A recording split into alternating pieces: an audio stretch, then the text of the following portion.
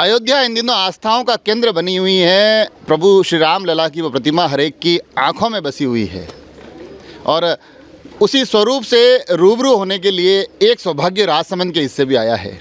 राजसमंद के एक बड़े नाम और राष्ट्रीय कवि सुनील जी सुनील, उनको न्योता आया है, आमंत्रण आया है कि आप आइए और राष्ट्र के राजा राम के इस आंगन में अपनी कविताओं की एक सरिता बहाइए।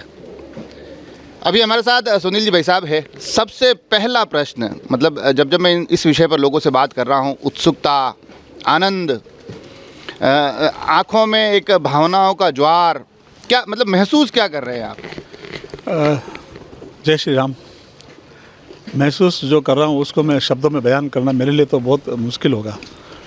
मैं मतलब वो सौभाग्यशाली हूँ और ये कहीं न कहीं मेरे पूर्वजों का कर्म है जिसका फल मुझे मिल रहा है। और कभी सपने में सोचा नहीं था कि इस अवसर पर मुझे वहाँ की सरकार, वहाँ का प्रशासन मुझे काव्य पाठ के लिए बुलाएगा। प्रभु के चरणों में, उनके आंगन में बैठकर मुझे काव्य पाठ करने का मौका मिलेगा। तो मेरे पास शब्द नहीं है जो मैं अंदर से महसूस कर रहा हूँ। आप ने इस कविता की आपकी जो एक यात्रा रही है उसमें मुझे नहीं लगता है कि देश का कोई मुकाम पीछे छोड़ा है, मगर जब भी किसी बड़े मुकाम पर जाते होंगे तो आपको लगता होगा कि बस ये ऐसा मुकाम था, बस इसको पा लिया, सब कुछ पा लिया, अब इस मेरी यात्रा में कुछ नहीं बचा है, ये आखिरी पड़ाव था। मगर आज लग रहा होगा कि शायद अपने सबसे श्रेष्ठतम पड़ाव पर, या जहाँ आपकी यात्रा को वास्तव में आपको लगता है कि यहाँ पहुँचकर मेरी कविताएँ, मेरी ये यात्रा अमर हो गई।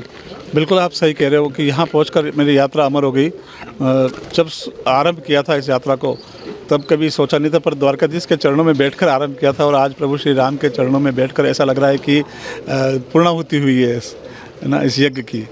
द्वारकाधीश प्रभु की नगरी से आप जा रहे हैं। हम अभी जहाँ बैठे हैं वो राजसमंद झील का किनारा है, पीछे द्वारकाधीश प्रभु का मंदिर है और प्रभु द्वारकाधीश, प्रभु श्री कृष्ण के इस प्रांगण से अब आप राम लला के उस आंगन तक जाने वाले हैं। तो यहाँ से क्या भावनाएं लेकर जा रहे हैं? हमारे राजसमंद को किस प्रकार से उस अयोध्या की माटी तक लेकर जा रहे हैं? मैं राजसमंद की तमाम जनता की भावनाओं को अपने शब्दों में लेकर जा रहा हूँ और जितना प्रेम राजसमंद वासियों ने मुझे दिया है, अपने बेटे को दिया है, वही सारा प्रेम उनके चरणों में समर्पित करने जा रहा हूँ।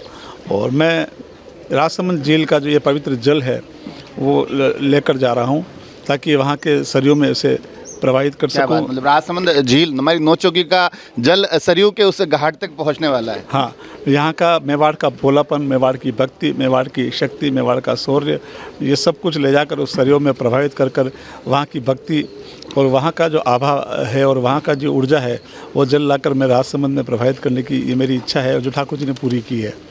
एक प्रश्न, जब भी मैं इन दिनों अयोध्या से जुड़े हुए किसी भी प्रसंग पर बात करता हूं लोगों से, तो एक प्रश्न सभी से ज़रूर पूछता हूं कि वो जो पहला जो हमारे सामने दर्शन हुआ था, जिस वक्त टीवी पर एकदम रामलला नज़र आए थे 22 तारीख के उन दोपहर के लम्हों में, उस वक्त क्या अनुभूति रही? उस वक्त आँखों के जो जलधारा थी वो इस तरह से बहना आरम्भ हुई कि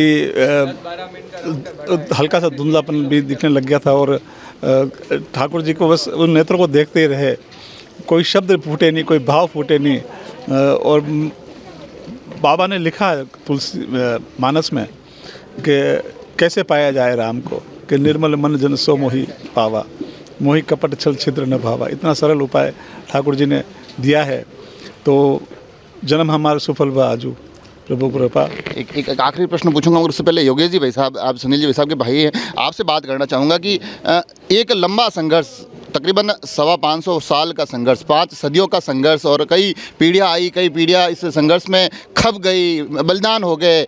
किसी ने सोचा नहीं था कि ये लम्हे देख पाएंगे, नहीं देख पाएंगे। आज न केवल हमने उन लम्हों को देखा है, आपके परिवार के एक सदस्य उन लम्हों की एक कड़ी में एक मोती की तरह पिरोए जाने वाले हैं। कैसी अनुभूति है? सर्वप्रथम तो राम रामेति रामेति रमे रामे मनोरमे, सहस्त्र नाम तत्तुल्यम राम नाम वरानमे, जिसके ऊपर राम की कृपा होती है। और सुनील जी केवल एक समाधानी परिवार या हमारे परिवार के सदस्य नहीं रहे, वो पूरे राजसमंद परिवार के सदस्य हैं और पूरे राजसमंद वासियों में, जिसमें मैं भी हूँ, काफ़ी सुखद अनुभव हो रहा है कि आज ये अवसर इनको मिला है राम की उस पुण्य भूमि पर इन्हें उत्तर प्रदेश सरकार के सांस्कृतिक विभाग के आमंत्रण पर कवि सम्मेलन करने का। तो उसके लिए धन्यवाद, कोई शब्द नहीं है मेरे पास में। अभी हमारे साथ जो बैठे हैं शिल्पी कहा जाता है ये इन्हें, और ये शिल्पी शब्दों के हैं। काव्य गोष्ठी मंच के अध्यक्ष रह चुके हैं, कविताओं से एक लंबा जुड़ाव रहा है और प्यार से बबला भाई साहब इनको कहा जाता है। और ये इनके बबला भाई साहब है सुनील जी के, तो काव्य गोष्ठी के अध्यक्ष भी रहे, सुनील जी के बड़े अच्छे आप मित्र रहे हैं और आज कविताएं सुनील जी के माध्यम से अयोध्या के उस आंगन तक पहुंच रही है। बिल्कुल, बहुत गर्व की बात है।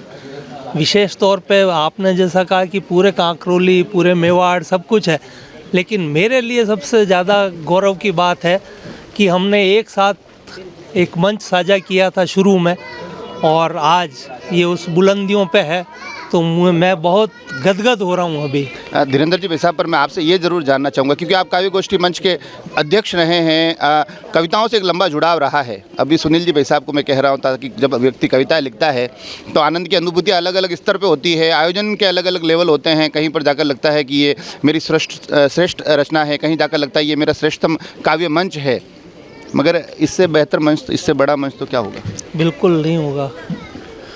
ठाकुर जी के चरणों में जो कुछ हम कमाते हैं वो सारा समर्पित करना है, तो बड़ी खुशी की बात है कि ये अपनी जीवन भर की अभी तक की जो कमाई है वो श्री राम के चरणों में समर्पित करने जा रहे हैं, तो मुझे बड़ा हर्ष है।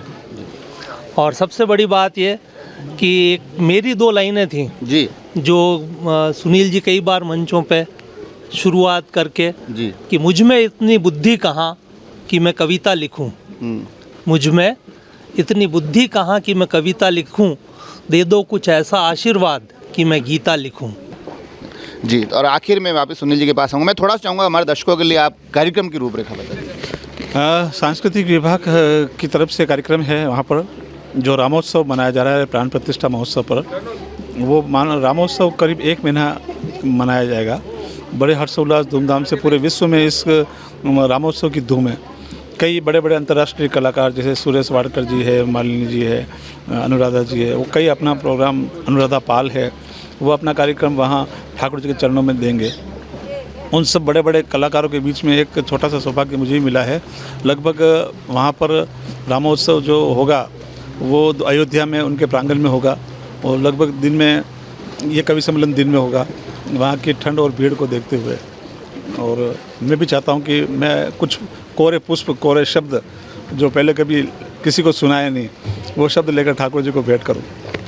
तो देखा आपने, शौर्य की इस माटी मेवाड़ से श्रद्धा के उस आंगन तक सुनील जी कुछ शब्द सुमन खिलाने वाले हैं। और मैं क्योंकि खुद कविता लिखता हूँ, सुनील जी से लंबा एक मेरा जुड़ाव रहा है, प्रभु श्री राम से मेरा एक लंबा एक ऐसा जुड़ाव रहा है जिसकी अनुभूति शायद शब्दों में बयान नहीं कर पाऊँगा, मगर मैं उन भावनाओं को समझ पा रहा हूँ, उस गर्व को, उस गौरव को महसूस कर पा रहा हूँ जो इस कार्यक्रम की श्रृंखलाओं में, इस रामोत्सव की श्रृंखलाओं में राजसमंद के इससे आया है। और जैसा कि योगेश जी भाई साहब ने कहा है कि इस एक पल के बाद सुनील जी किसी एक परिवार भर के नहीं रहे, राजसमंद पूरे के लिए गौरव के क्षण हैं, मेवाड़ के लिए ये गौरव के क्षण हैं और उन क्षणों का हमें साक्षी होना चाहिए।